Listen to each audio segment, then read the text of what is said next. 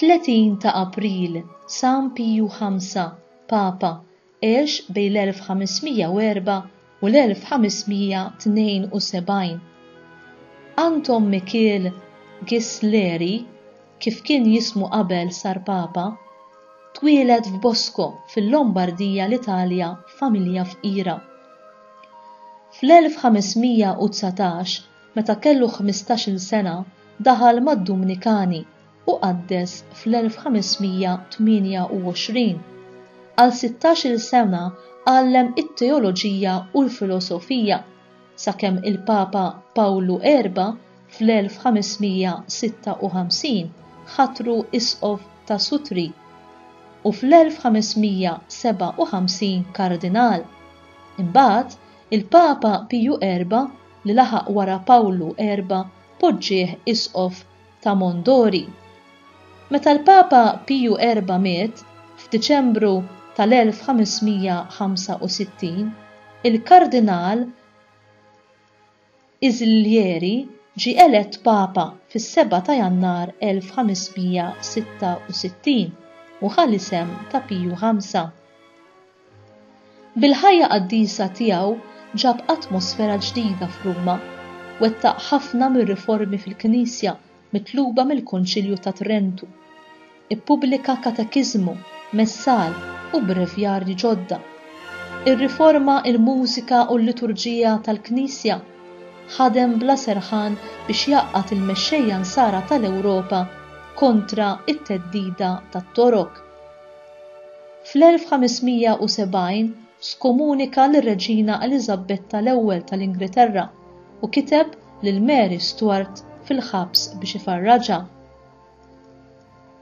Malta għandha tassew biex tqisu bħala missier li ħaseb fiha ħafna bl-għajnuna kbira li ta' lill-kavallieri speċjalment biex sewwew il-ħerba li ħallew warahom it-torok taħt Sulejman II fl-assedju l-kbir u biex bnew il-Belt Valletta.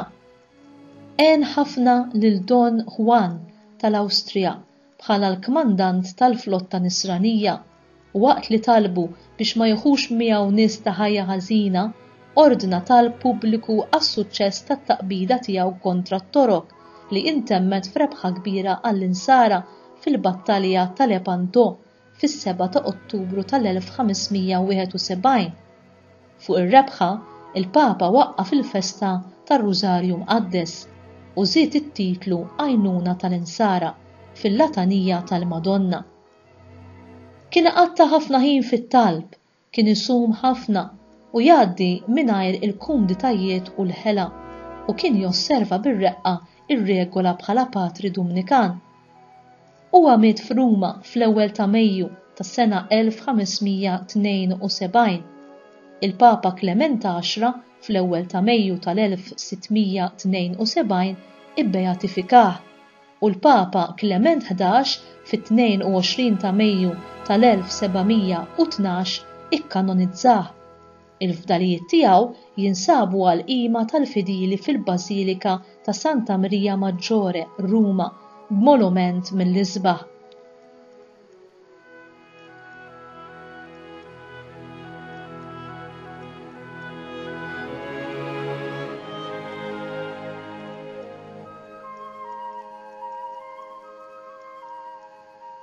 Dan il-qaddis Papa Piju V kellu rabta mill-qrib mal-Gżejjer Maltin. Huwa kien bagħat lir-arkitett Francesco Laparelli ġewwa Malta sabiex jgħin fit-tnissil tal-bini tal-Belt Valletta. Huwa kien ukoll jgħin finanzjarjament fil-bini tal-Belt Kapitali tagħna. Bħala rikonoxximent, il-xbija tiegħu kienet tidher fuq il-bib prinċipali tal-Belt Valletta. Dan il-bust kien tneħħa meta fis-snin 60 inbidel il-bib. Il-Papa San Piju V huwa wkoll il-fundatur tal-parroċċa ta' Sitna Marija tal-Portu Salvu u San Dominku fil-Belt Valletta. Il-Papa Piju V huwa wkoll marbut mal-festa tal-Madonna tar-Rużarju. Din ir-rabta twildet fl-1571. It-torok minkejja t-telfa li ġarbu 6 snin qabel fl-assedju ta' Malta xorta ma qatawx qalbhom li jakkwistaw artijiet insara. F'din is-sena il-Missilmin attakkaw Lepanto fil-Greċja. Il-Papa ħeġġeġ lill-insara biex jitolbu għal ġellieda insara. It-talba speċjali kienet ir-Rużarju. Ir-rebħa seħħet nhar is-7 ta' Ottubru u sena wara dan il-jum kien iddikjarat bħala l-festa tal-Madonna tal-Vittorja, imma aktar il-qudiem bdiet tissejjaħ il-Madonna tar-Rużarju. Sal-lum għadna niċċelebraw din il-festa f'dan il-jum. Min jaf kemm ġid sar permezz tar-Rużarju, kemm nies għamlu mewta tajba, kemm nies bidlu ħajjithom, kemm grazzi nqalgħu. Ejjew ma ninsewx li hu l-aktar talba li tagħti unur lill-Madonna u dik li hi tkun qed tistennina nitolbu bil-ħerqa. Tassew li kulħadd jafu dan, imma kulħadd jitolbu r-Rużarju. Wieħed għandu diversi għajnuniet anke biss tidħol f'YouTube u ssib video bir-Rużarju jew fuq ir-radju jew mat-televiżjoni. Bħala Papa, dan il-Papa kien mexxej spiritwali imma wkoll mexxej tal-istati pontifiċi. Dan il-Papa huwa magħruf għall-bini ta' Borgio Pio, Borgio Angelico u Borgio Vittorio ġewwa Ruma. 3 toroq li sal-patti lateranensi li saru bejn il-Knisja Kattolika u l-Gvern Faxxista Taljan ta' Mussolini fl-1929 kienu jagħmlu parti mit-territorju tal-Vatikan. Illum minkejja li jagħmlu parti mit-territorju tar-Repubblika Taljana għandhom l-istess ismijiet u bosta mill-bini fihom imur lura għas-snin tas-seklu 15. Hemm xnija li tgħid li dan il-Papa kien xi ftit sever. Bid-dan il-ftit li rajna nistgħu nifhmu kemm kien Papa rett. It-tradizzjoni tgħid li dan il-Papa kellu drawwa li qabel jorqod ibuż riġlejn il-kurċifiss li kellu fil-kamra tas-sodda tiegħu. Meta kien qiegħed jirfes il-kallijiet ta' xi wħud jingħad li dawn poġġew il-valenu fuq il-kurċifiss. Meta l-Papa mar biex imus riġlejn il-kurċifiss, dan warrab saqajh sabiex xuftejn il-Papa ma jmissux mal-velenu. Huwa għalhekk li bosta ġbijat iġibu lil dan il-Papa bil-kurċifiss f'idejh.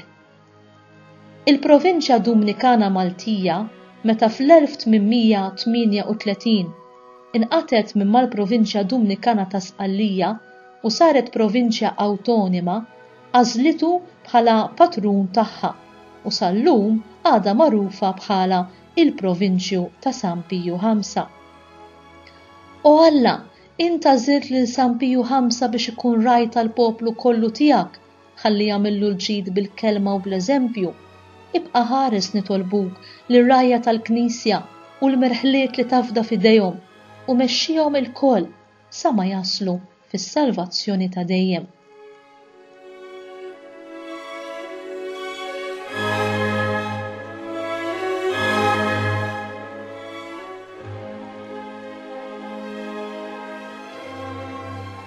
Talba mill-liturġija tas-Sijat. O Alla, int anqalt fil-Knisja tiegħek lill-Papa San Piju V biex iħares il-fidi u biex jaħseb u jħabbrek ħalli tingħata lilek qima aktar xierqa bit-talb tiegħu għatina li nissieħbu fil-misteri tiegħek fidi mħeġġa u mħabba ħajja. Nitolbuk dan bi Kristu Sidna. Amen.